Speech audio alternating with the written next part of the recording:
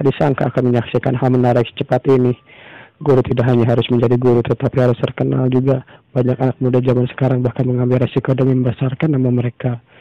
Anda benar, silahkan duduk di sini Tuan Hong. Dan sambil minum teh, aku akan menyiapkan tehnya. Mengambil resiko semua bodoh, namun mereka dapat memanfaatkan kesempatan untuk melatih pikiran mereka. Baiklah, silahkan duduk. Sambil bertanya, Tuan Hong bertanya datang dari kerajaan Xuan Yuan, salah satu kerajaan di tingkat aliansi. Kerajaan Xuan Yuan, aku menghabiskan beberapa waktu di sana dan mengikuti tes untuk bintang 3. Orang yang menantang pavilion guru terkenal kerajaan Xuan Yuan akan menderita. Aku meninggalkan sedikit pikiranku di sana, bahkan sulit bagi guru terkenal bintang 4 untuk mengalahkan pikiranku. Pikiran Anda, aku sangat khawatir itu sangat sulit untuk penantang ini untuk berhasil.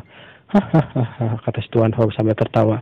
Ya, selain itu, 3 guru terkenal bintang 4 meninggalkan sentuhan pikiran mereka di pavilion guru terkenal.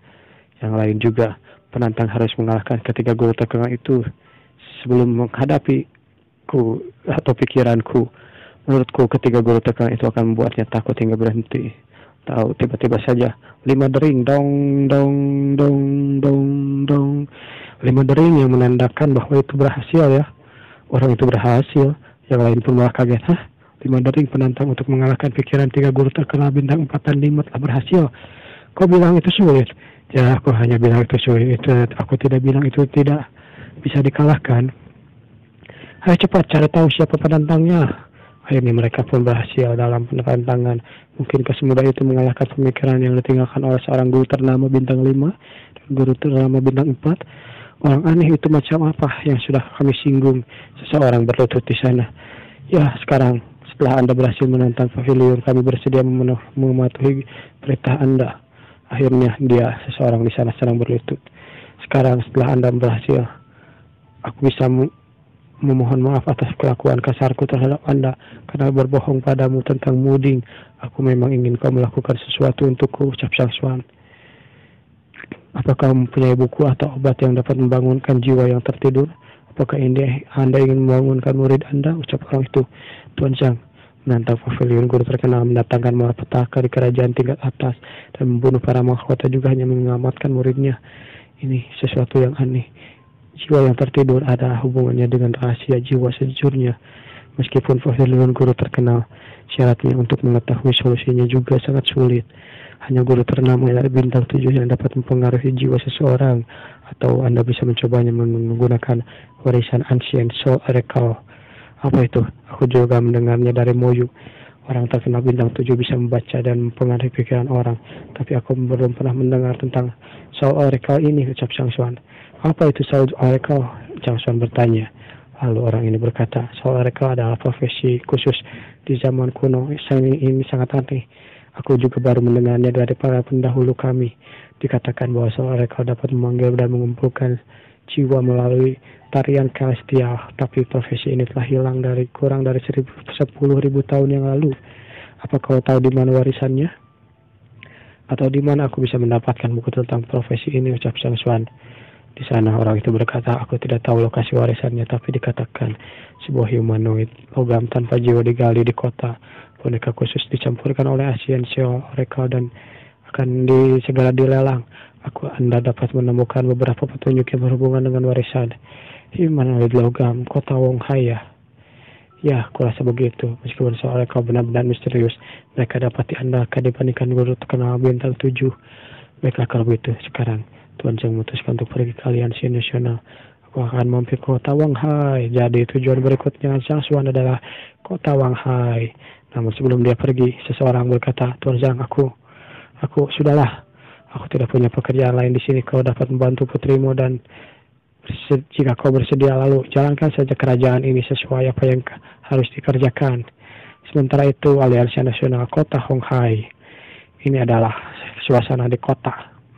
Para pedagang yang berkumpul di kota Wonghai berasal banyak dari tingkat atas, termasuk kerajaan Xuan Yuan, Jie, dan kerajaan Liu Shu. Mereka berdagang di sini untuk mendapatkan keuntungan. Luar biasa bukan? Mencapai tahap setengah langkah dan kuat rekan-rekanmu. Kau harus berhati-hati di sini, ucap seseorang. Yang sepertinya dia adalah karakter baru. aliansi nasional tidak bisa membandingkan apapun meskipun mereka menginginkannya di sini. Berapa guru terkenal juga bintang 4 menjaga pavilion guru terkenal di kota Wonghai. Meskipun mereka hanya bintang 4 menengah, tapi mereka sangat kuat. Kekuatan mereka sebenarnya mencapai tahap yin dan yang. Ketiga tahap sin lalu mereka tangguh. Tahap yin dan yang diperlihatkan bahwa Zhang Xuan di sana pergi bersama si Akyang bersama murid-muridnya. Rupanya orang yang sedang berbicara itu mungkin sekitar seperti pemandu ya. Dijelaskan oleh si pemandu itu bahwa tahap sains mencakup 9 tingkat. Umur panjang, tingkat 1, energi asal 2, tingkat 2, dan yin tingkat 3, lalu keruhan, klarifikasi tingkat 4, semangat konsonan tingkat 5, jembatan kosmos tingkat 6, lalu tingkat 7, harmonisasi angka harus lalu di level 8, kelompong-pong, dan level 9 juga yang lebih seperti itu. Kau telah belajar tentang tahap umur panjang lalu akan hidup selama 100 tahun meskipun kekuatannya mencapai 100.000 kuadron. Itulah yang dijelaskan oleh si pemandu. Dan mereka akan hidup selama 50 tahun. Mereka bisa mencapai tingkat yang lebih tinggi, mencapai puncaknya mungkin ya sekitar 350 tahun lah jika benar-benar menguasainya. Sambil dijelaskan kekuatan yang sangat kuat. Sedangkan untuk tahap tingkat 3 memungkinkan energi yin dalam tubuh manusia mencapai tahap menjadikannya dapat menghancurkan batu dan bumi dan langit.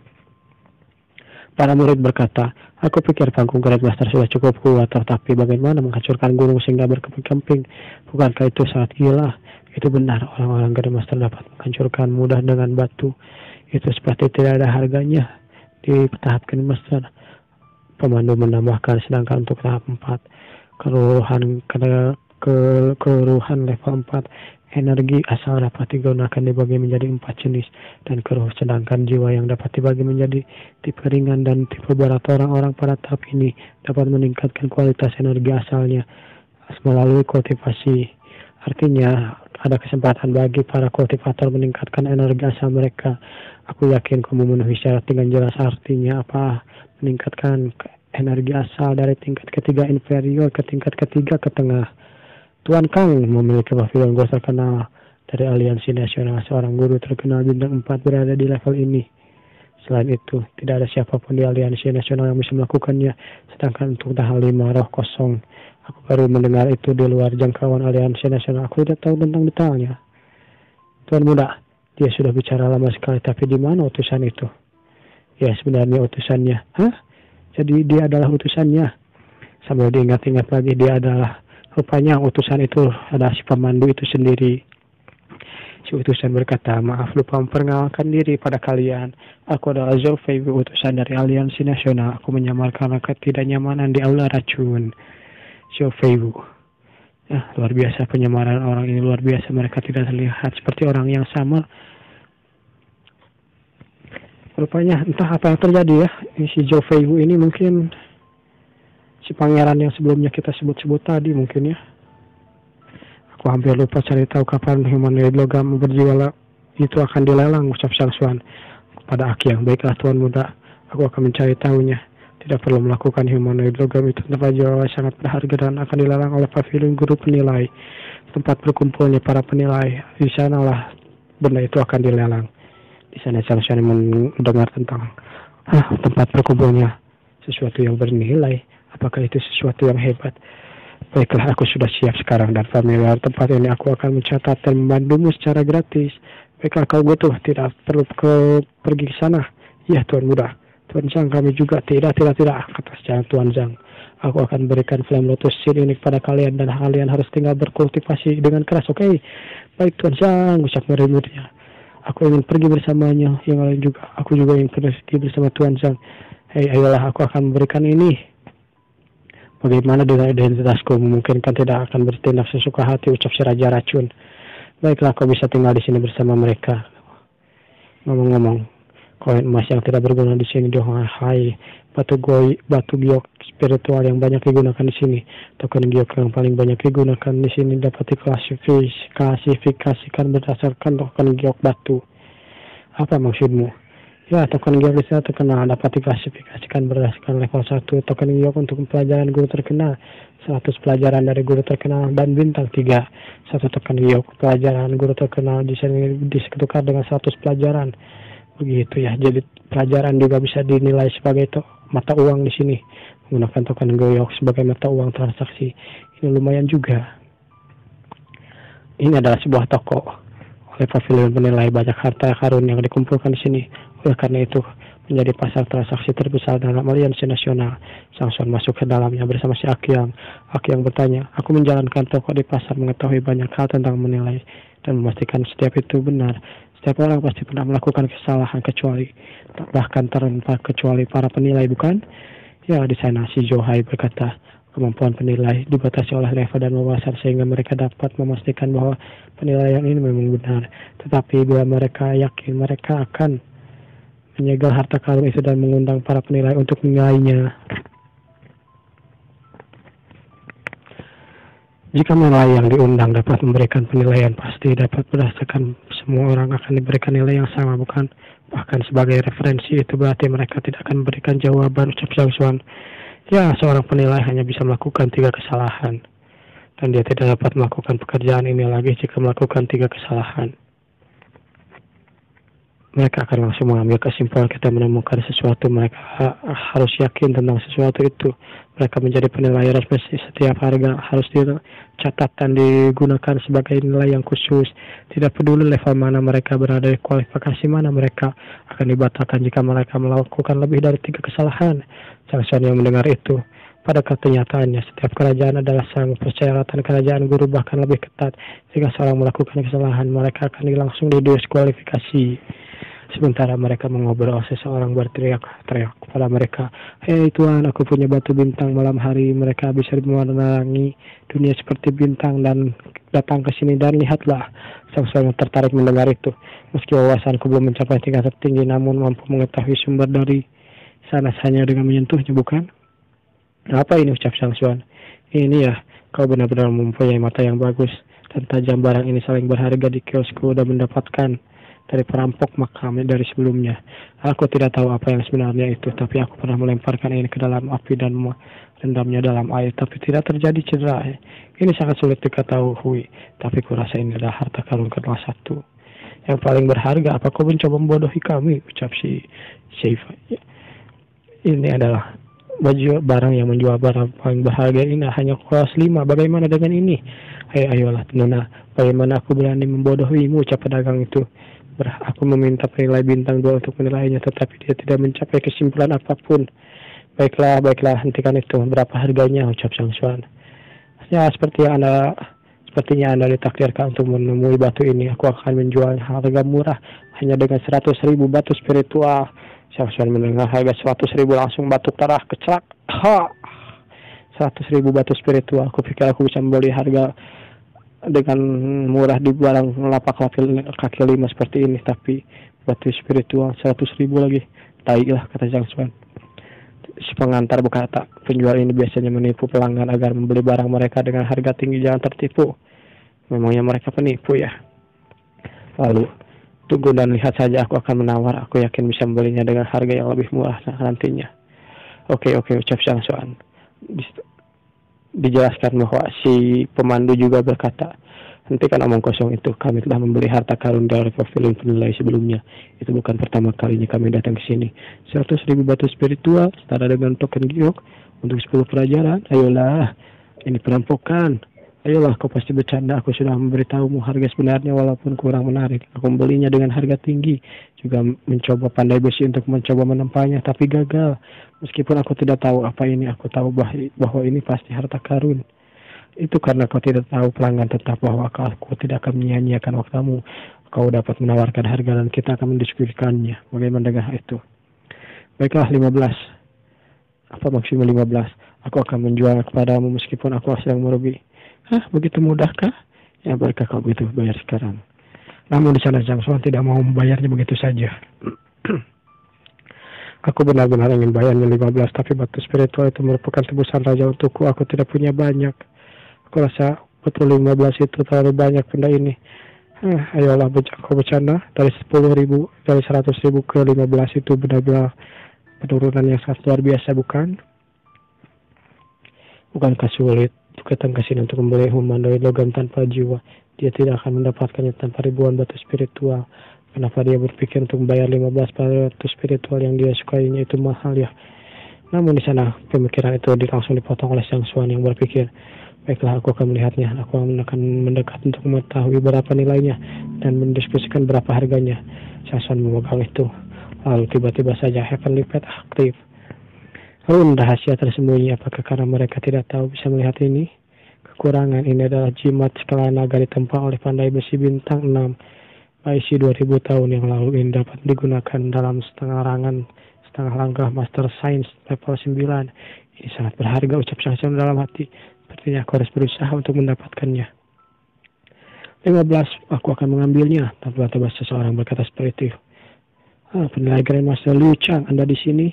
Aku akan memberikanmu kepadamu secara gratis jika kau menginginkannya. Ayolah penilai Grandmaster, ucap Sang Suan. Lalu si sana Liu Chang menambahkan, aku yang menginginkannya. Bagaimana kalau kau menyerah saja, ucap Liu Chang. Aku minta maaf Tuan, aku juga menginginkannya. Aku tidak mau menyerah. Ini setara dengan 3 peluang untuk menyelamatkan nyawa seorang. Apakah kau bodoh untuk menyerah? Namun di sana Liu Chang berkata, biasanya barang ini akan jatuh ke tangan penawar tertinggi. Bagaimana aku jika membayarmu 50 batu spiritual? 50 batu spiritual, Tuan. Aku telah menawarkan berbagai harta, tapi bagaimana jika Anda tidak dapat menawarkan harga yang lebih tinggi? Kurasa aku akan menjualnya pada Tuan Liu Chang. Sang Suan berkata, baiklah, aku akan menawari harganya. Menurutmu tidak apa-apa, aku harus menjualnya padaku. Jika tidak mau, kau bisa menjualnya padanya. Baiklah, 50 koin emas ya, kalau begitu deal ya, 50 koin emas. Tapi Tuan Liu, aku akan membayar 50 koin emas. Bagaimana menurutmu, ucap Sang Suan. Apa maksudmu? Apa kau berusaha membodohiku? Kupikir cukup hanya dengan menurunkan 100 ke 15 batu spiritual, tapi hanya dengan 50 koin emas. Baru saja dia bilang dia akan menawar 50 koin emas, tapi dia tidak mau menawar 50 koin emas. Bagaimana sih ini? Dari mana orang udik ini berasal? Ucap si Liu Chang. Batu spiritual koin Batu spiritual koin emas itu berbeda dari koin emas biasa. Tidak bisa dibandingkan dengan batu spiritual. Akan menawar ini. Pedagang berkata, aku minta maaf, aku tidak akan menjualnya padamu. Apakah menurutmu harganya tidak cukup tinggi? Sama-sama 50 koin emas, ayolah, ucap Sang Suan. Tapi orang ini adalah Liu Chang, dia adalah orang penting di sini. Aku harus memberikannya padanya, ucap si pedagang. Ucap Sang Suan, karena kau tidak membutuhkan bantuanku, lupakan saja. Aku berpikir mengatasi insomnia dan mimpi burukmu setelah kau menjualnya padaku. Tapi tunggu sebentar, apa maksudmu Tuan? Bagaimana kau tahu itu? Sebagai seorang kultivator, aku bertarung dengan langit dan guru, menyerap energi spiritual untuk menyehatkan tubuhmu. Biasanya aku hampir menderita karena insomnia. Belum lagi mimpi buruk, jangan tertipu oleh orang udik ini. Namun di sana Sang Suan berkata, akhir-akhir ini kau sering berkeringat di malam hari kan? Dari ketika kau tidur, seperti orang mati mengalami tidur daripada seperti ketindihan begitu. Ya, aku memang mengalami itu, ucap pedagang. Aku bisa mengatasi semua masalahmu, percaya atau tidak, tapi ini adalah kesempatan bagimu. Jika masalahmu tidak dapat diselesaikan, aku khawatir umurmu bakal pendek. Di sana, ketika si pedagang itu mendengar hal itu, dia langsung, Tuan Liu Chang, bagaimana ya?